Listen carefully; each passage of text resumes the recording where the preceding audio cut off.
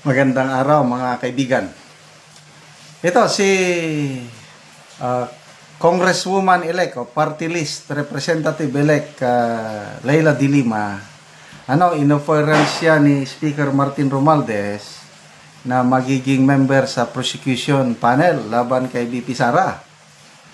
Kaya lang, ito, baka babalik daw siya sa kulungan. Bakit naman babalik sa kulungan? Ito, post ni Dare to Us, 27 minutes to go. Sabi niya, what? Balik kulungan. Huwag ka naman magbiro ng ganyan, Attorney Sal. Attorney Sal Panelo. Hindi matutuwa si Speaker. Ito, isinare ni Dare to Us ang post ng SMNI Digital. Ito ang post, basahin ko. Court of Appeals, pinawalang bisa ang pag-absuelto kay Leila de Lima, malabong makasama sa prosecution team versus VP Sara Duterte's impeachment trial. O sabi daw, can the speaker do something? So, balik ka. Siya pinawalang bisa ang pag-absuelto. So, yun po ang balita ng SMNI. Bagong labas ito. So, i-search ko ito mamaya. So, link. Tinatanong ngayon ang link. Tignan ko kung may link,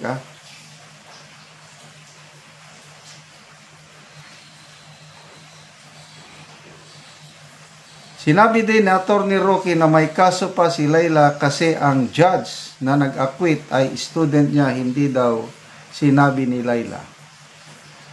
Emmeline, sabi niya, Teo Moreno, nasa program ni Attorney Sal kanina, problema mo itawag kay Panilo. Sana legit, sana now na. Okay, so legitimate ba ito? Hindi ko sure baka ma-charge tayo ng fake news. Kailang si Dare to Us, isang matino na social media influencer na DTS, palaging nagpo-post siya ng well research. At ang basihan naman niya ang SMNI, si Attorney Sal Panelo. Kung hindi ito totoo, si Sal Panelo, Attorney Sal Panelo ang peddler of fake news. Lailani Makaya, ang sip-sip nga, tagal kong balik kulungan. Ang bilis naman niyang nag-yes. Excited na maging, kasi pagkakataon ko na ito, makabirada sa mga Duterte, yun na. Lorely Agustin, sure ba? Nako, baka atakihin mga Unipink. Angel de la Vega, noong 2022, di kagawas, di kasulod. Kung totoo man yan, Manay Lela sa 2025, nakagawas, balik na sab sa... So, where's the link? Hinahanap nga ang link, So, sana, totoo ito. LC Lumabi, kahit ako hindi abogado, may kaso pa nga si de Lima, tas kukunin na prosecutor, patawa ng Pilipinas. Sander Basolong, yan na yung karma. Emzar Mantolino, useless lang din yan kahit sino pa abogado nila na sa prosecution. It's a numbers game. Correct ito. It's a numbers game at sa mga senators lang nakadepende ang judgment. Paramihan lang ng kakampi sa mga senator judges. At the end, botohan lang yan ng mga senators. Di na nagmamatter kung sino ang prosecutors, formality na lang ng mga proceedings. Correct. Fake news daw yan, sabi ni Auntie Claire. Maraming matutuwa na DDS, may iiyak na naman na taga-kabila. So, maraming nagtatanong, is this for real? Okay, Francisco Huelo. Kasi ang tinatanong, may magagawa ba si Speaker Romualdez? Ang post nito, hindi dapat makialam si Martin sa desisyon ng Court of Appeals.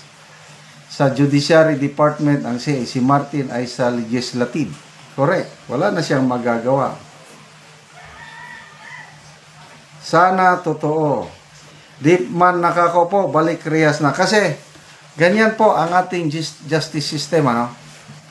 Pag may desisyon ang lower court, depende sa parties, pwede nilang i-elevate ang kaso sa Court of Appeals. Kaya nga gitawag na Court of Appeals. So, yung desisyon ng judge sa RTC, pwedeng i-confirm o pwedeng baliktarin ng Court of Appeals. Maalala ko, example, yung kaso ni Rappler, anong pangalan nun? Yung CEO ng Rappler, Maria Risa. Na hatulan siya guilty sa RTC. Nag-elevate siya sa Court of Appeals. Hinatigan ng Court of Appeals ang desisyon ng RTC. So, nag-appeal na naman siya sa Supreme Court. So, hinintay na, wala pang, ang final judgment ay Supreme Court. Kaya posible, ang Supreme Court, i-overturn niya ang desisyon ng RTC at saka Court of Appeals. Marami na akong namomonitor na kasong ganyan. Convicted sa lower courts, Court of Appeals, kaya lang pagdating sa Supreme Court na napapawalang sala yung tao. So, yan po ang kagandahan sa ating justice system. Matagal nga lang. So, sana totoo ito na pinawalang bisa ng Court of Appeals ang pag-absuelto sa drug case ni ulitin ko lang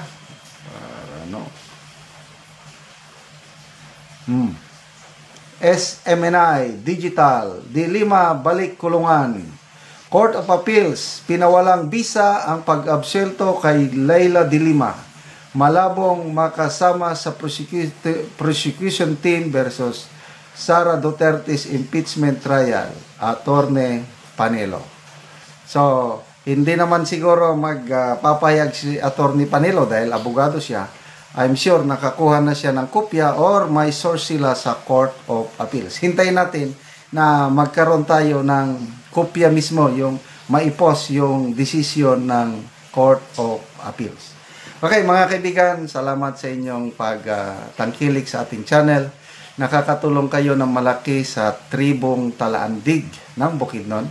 Dahil ang sweldo natin sa channel na ito is pantulong sa tribo. Sa ngayon, namimigay tayo ng libreng yero at pako